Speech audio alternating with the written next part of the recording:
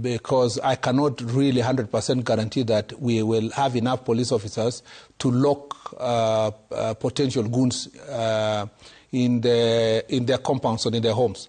But what I can guarantee the people of Kenya is that we will be ruthless when it comes to dealing with criminals who will want to infiltrate any peaceful protest. Welcome back, ladies and gentlemen, and thank you very much, guys, for your greatest support. Now, fellow Kenyans, you know, I think right now I can really say this without any fear of contradiction, that this man is the most incompetent CS that we have. We have very many incompetent CSS. Of course, I'm talking about the CSS that their dockets are very much active and everybody is expecting a lot from them. We have CS of Interior. We have CS of Health. Actually, all of these people are dumb. All of these people are incompetent. Kipchumba Murkomen was being interviewed by Trevor Mbija on Citizen TV during the Monday report. And I've listened, I took my time to listen, try listening to Kipchumba Murkomen. He talked about several things, which I would like you to listen to from the beginning up to the end. And then after that, you also tell me what to think. But there's one thing that I picked that I want to talk about. Kidogo tu. Kipchumba Murkomen alikuwa anasema hivi. That same person you're talking about was attacked in Nyeri. Yeah. In fact, in Odaya, in a church, regarding Gachagua. He did not record a statement. Many people came out, including the clergy, but nobody has been arrested today. No, first of all, let me say this. I condemned that act that happened in Nyeri, and went publicly. Was arrested. And police were asked to do proper investigation on that issue. Unfortunately, when Mr. Gachagua was asked to come and record a statement, he said that he does not trust the police. So there is only so much the police would have done. The church here in All Saints now, they said that there are some people who are being compensated by the alleged perpetrators, the financials of the goons. Are you aware of this? Have you done it? No, I'm not at all. I'm not aware. I'm only aware that they are being pursued and that some have been arrested. Are there any guarantees you can make to the people who are willing to come out for the commemoration on the June 25th that there will be no goons deployed in that commemoration? I cannot guarantee goons. I can only guarantee security. For us, for any person who is going to organize goons, people who come with machetes, stones, rungus, and carrying matchsticks, bags to steal people's goods, we will deal with them according to the law. Because I cannot really 100% guarantee that we will have enough police officers to lock potential goons in their compounds or in their homes. But what I can guarantee the people of Kenya is that we will be ruthless when it comes to dealing with criminals who will want to infiltrate any peaceful protest. We ask those who are organizers of any of these protests to make sure that they work with police officers so that we can provide proper security for them as we deal with the goons together. And I hope that the peaceful protesters will support the police as they deal ruthlessly with the. Now, imagine that is a CS is being asked about the safety of the people during the commemoration. And he said that I cannot guarantee there will be no goons. I can only guarantee security during the 25th commemoration. We will be ruthless when it comes to dealing with criminals who will want to infiltrate any peaceful protest. What is the work of the CS of Interior, or the work of security? To make sure that there are no, in fact, we should not have anybody calling any goon. But will it happen? It can't happen. Why? Because they are the ones that have these goons. The one who are our goons. So how can they prevent what is helping them, their own security?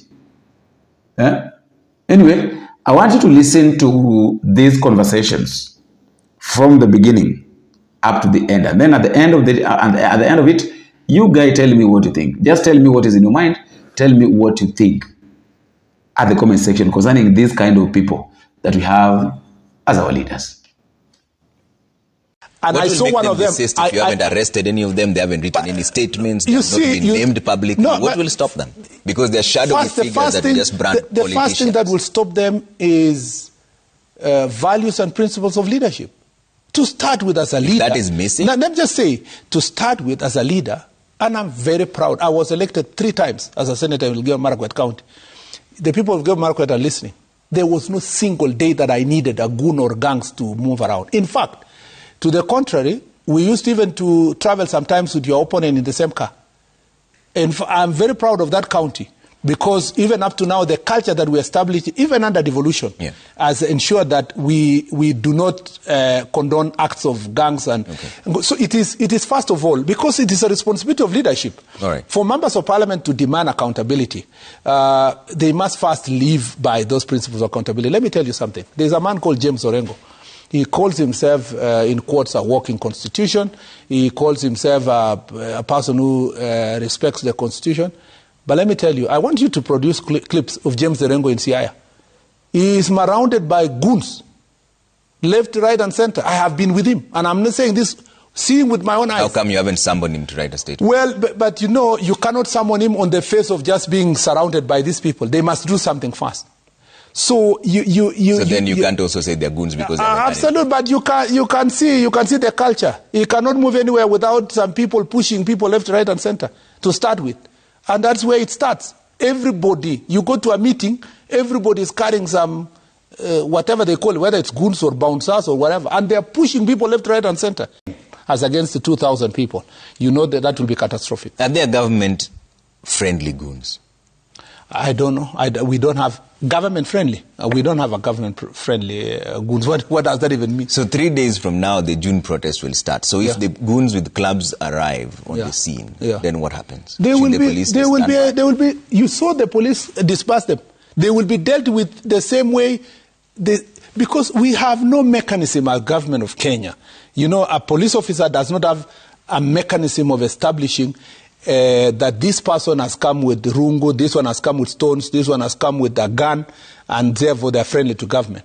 All of them must be dealt with. But as they deal with, they must apply strategies that will ensure that you minimize loss of life. And that's the directive I gave them, that reminded them the constitutional provisions that require them to ensure that they do not use force, unnecessary force that will lead to loss of life. Give credit to the police officers. The reason why the journalist is also there covering is because the police officers managed the situation not become chaotic. Now that you spoke of journalists, will you allow the media to continue covering this live? Media is our partner. Let me say this. The media is a partner of government and the people of Kenya in advancing democracy. What I only caution the media is that let us not use inflammatory statements during the protests. And I said it even the other day when we were State House there for that function of reparation of victims of violence. I said it is unfortunate if a journalist is reporting in the street. He has seen people burning tires, looting people's shops, stoning, throwing stones at either civilians or police officers. And a journalist who is covering there, being the only voice being followed all over the country, is saying, oh, look, the protesters are now throwing stones. The protesters are now burning tires. The protesters have looted. They only describe what they see. No, but those are not protesters. They must appreciate that Article 37, the use of the word protesters, demonstrators, or picketing, or presentation of petition is a positive language. So the issue is the wording. Criminals cannot be protesters. Criminals cannot be demonstrators. Criminals cannot be picketers. Okay. Those are criminals. So it is important for journalists when they are covering these protests to when they find places where there are criminals and goons and all these other people, they must report it for what it is. But by trying to glorify criminals who are infiltrating otherwise a positive exercise of Article 7 rights is unfortunate. Are you confirming here that there will be no media shutdown or internet closure on June 25th, which is on Thursday? If a journalist goes, I cannot, of course, definitely as a matter of principle, we have no right, we have no duty, we have no capacity or right to close any media house. However, if a journalist stands there and incites the people of Kenya, tribe against another tribe, citizens of one community against another one, citizen of one area another, if a journalist is busy, as I said, one journalist was saying, the protesters are now past Mudaika roundabout. It is up to us to now look at if they will go straight to State House. It is for us to watch it. Over to you, Trevor, in the studio. I mean, honestly, if someone repeats statements that are inciting Kenyans against, let's see if they are going to ban the building. They have said they have banned one shop, they are moving to another shop. That is irresponsibility. So that is why, as a former teacher of media and the law, and I have many of my students possibly are watching me, it is important for us to appreciate here that it is not enough for media to self-regulate. Okay. It is enough for us to appreciate that right to information is a constitutional right, including by media houses, but it is important that every right is exercised responsibly. Okay. Police. Are you concerned about the political rhetoric that is preceding these protests? Politicians from both sides are talking about it. It seems now like an us versus them sort of conversation. And the family's plight is just disappearing in between here. You see, the political scavengers are looking forward to using Thursday to score their political to score some points politically against the government and to paint the police service in a bad way. Our objective as a security sector is to make sure that we ruthlessly deal with the persons who are planning to benefit politically from this protest, and to make sure that we protect those citizens of Kenya who want to pass a message or to remember their loved ones, as you've said. Because we are a peace-loving Kenya, we must exercise Article 37 right properly. I am very saddened that, again, some of these politicians, and as I said earlier, some of them calling themselves senior counsel, are announcing that school children will not go to school, people will not go to business, the country will come to a standstill. That is not protest. That's not an exercise of Article 37 right. That is anarchy. And we must appreciate that the right to education, the right to property, the right to peaceful enjoyment, the peaceful enjoyment of every constitutional right in Chapter 4 of our Constitution is not a preserve of one side of a Kenyan as against the other. And your right, exercise of your right ends where mine begins. You cannot now say that our children should stay home so that you can pass a statement to government at the expense of other people's children, while your own children, like some of them are over 70s, their old children completed school long time ago, their grandchildren are studying abroad, yet they're using other people's children in the streets of Kenya to hurt their right to education. Why can't we have a country where when you want to protest, you tell us, we are so and so, we have organized a protest, we will be using Uhuru Highway.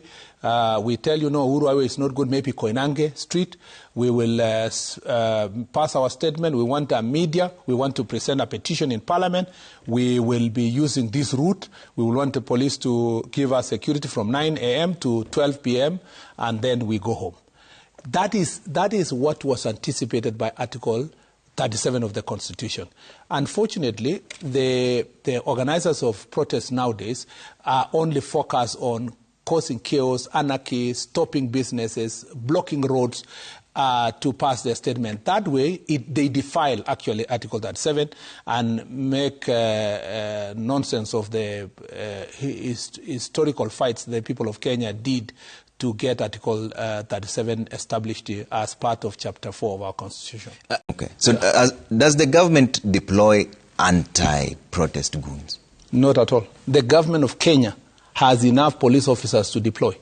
And I think, okay, I remember in one incident someone was saying, you know, why is a policeman walking there with those people who are carrying clubs and he's not doing anything?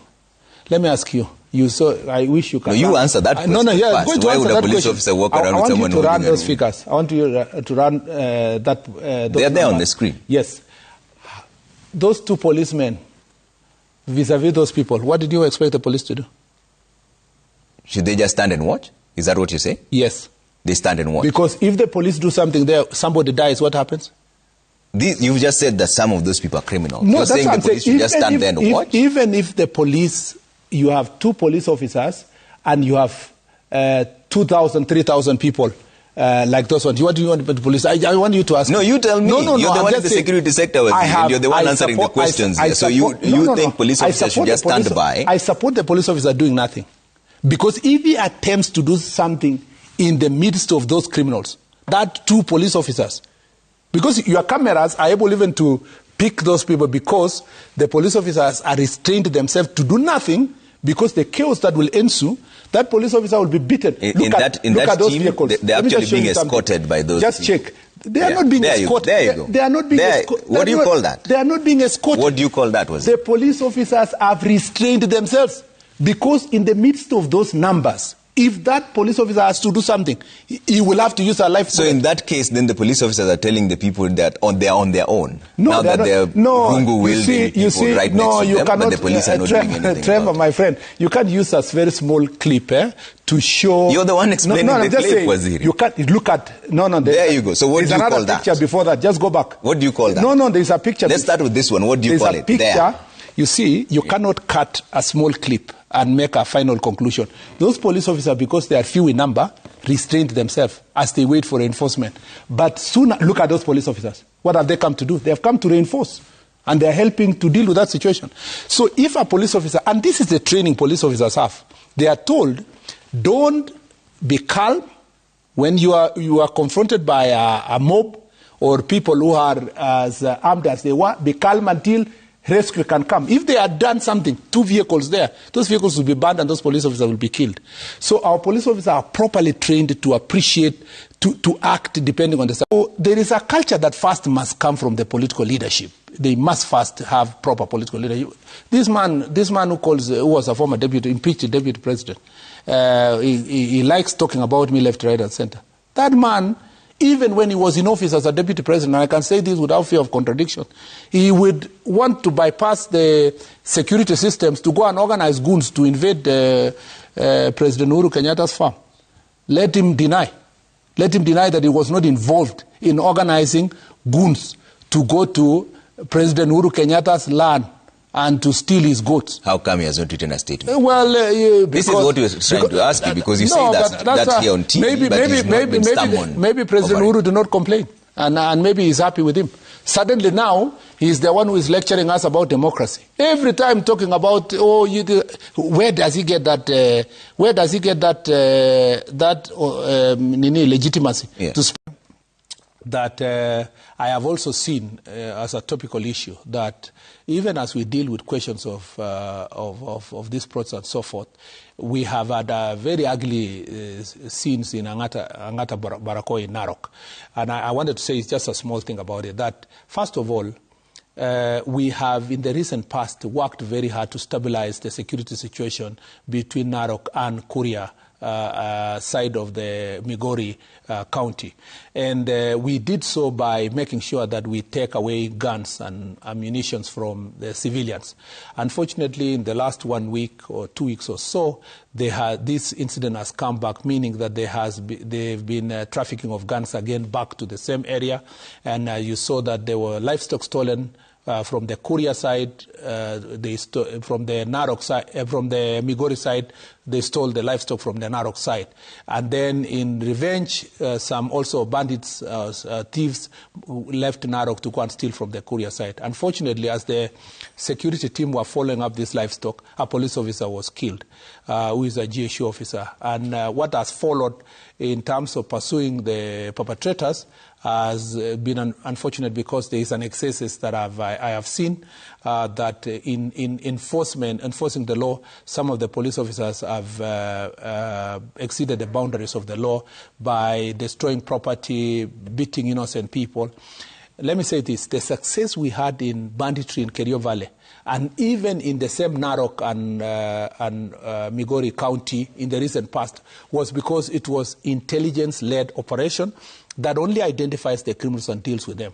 And I have told the Inspector General of Police he must bring to a stop any operations that is going to hurt innocent citizens.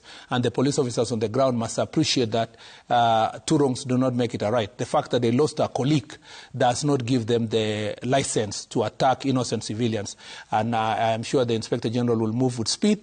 What we need as a country is intelligence-led operation that has given us success to this moment, not scenes where, as you pursue the real criminals, you hurt innocent citizens. You cannot punish any of the citizens, no matter, in fact, there's no obligation in terms of punishing a citizen to tell you where a criminal is. It must be voluntary, and it must be based on intelligent collection. And I want to apologize to the people of Narok that have found themselves in crossfire and kind of harassment by police officers innocently, and tell them that the Inspector General of Police is properly briefed of this matter and will move with speed to ensure that the security operations will be within the law. Okay. Waziri, stay with me. I'm just taking. Let me ask Waziri, why are the goons working alongside with police officers? Are they state-sponsored goons? I want to reiterate for avoidance of doubt. They are not. The state does not sponsor its citizens to engage in criminal activities.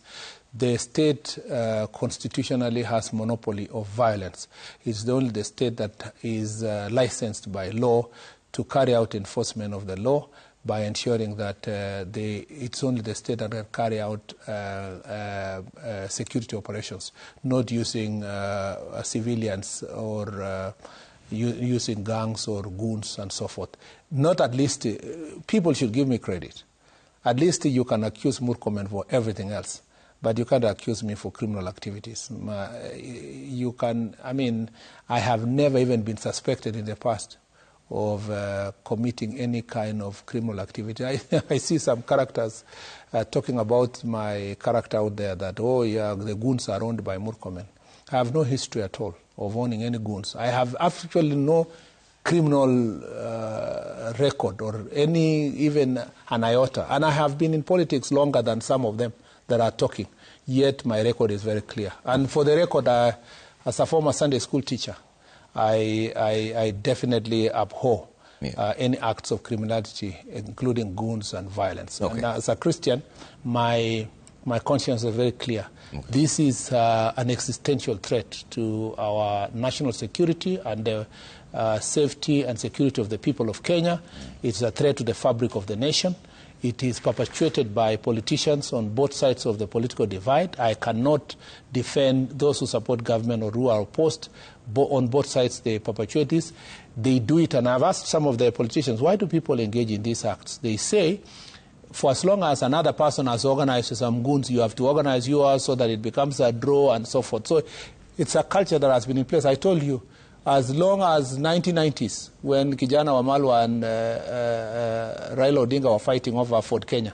So this is not something that has just woken up today. It's a culture that has been established over time, and it takes a collective will of the people of Kenya. That's why we had extensive 12-hour conversation for every county during Jukwaa la Usalama to ask ourselves how best are we going to deal with some of the problems that are unique and peculiar to every part of the country, including goons. Okay.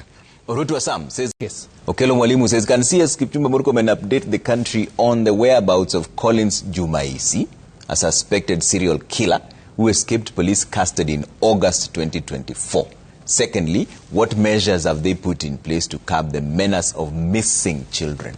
Let me start with the question of the serial killer.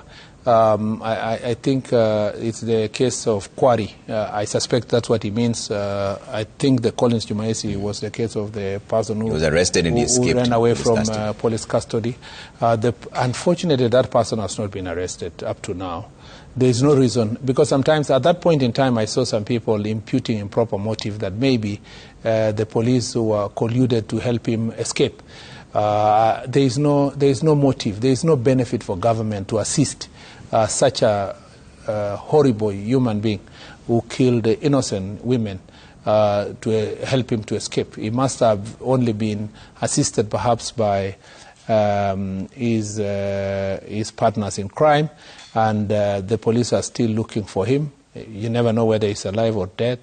that it is what it is. But the question of the... So first of all, let me promise the people of Kenya that that file will not be closed.